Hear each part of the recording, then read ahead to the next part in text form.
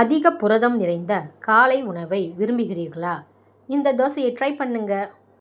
நல்ல ஊட்டச்சத்து, 60 கிராம் புரதம் கிடைக்கும் ஆரோக்கியமான காலை உணவு. தேவையான பொருட்கள்: கடலை மாவு 100 கிராம், பன்னீர் 100 கிராம், தக்காளி அரை கப், கொத்தமல்லி அரை கப், வெங்காயம் அரை கப், கேரட் அரை கப், மஞ்சத்தூள் 1 தேக்கரண்டி, மிளகாய்த்தூள் 1 தேக்கரண்டி, தயிர் 300 கிராம்.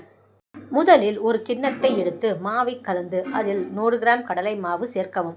இந்த கடலை மாவுடன் துருவிய பன்னீரையும் சேர்த்து நன்கு பிசையவும். அரை கப் தக்காளி, அரை கப் கொத்தமல்லி, அரை கப் வெங்காய துண்டுகளை சேர்த்து நன்றாக கலக்கவும். கடைசியாக கேரட் துருவி போட்டு மஞ்சத்தூள், மிளகாய்த்தூள் சேர்த்து சிறிது தண்ணீர் சேர்த்து நன்கு கலக்கவும்.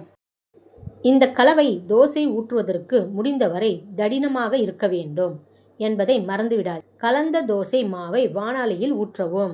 தோசை செய்யும் பொழுது பிறகும் அடுப்பு குறைந்த வெப்பத்தில் இருக்க வேண்டும்.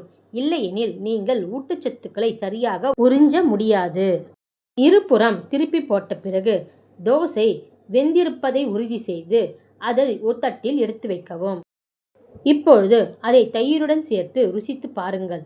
ருசி அட்டகாசமாக இருக்கும். அதே சமயம் உடலுக்கு 60 கிராம் புரதம் கிடைக்கும்.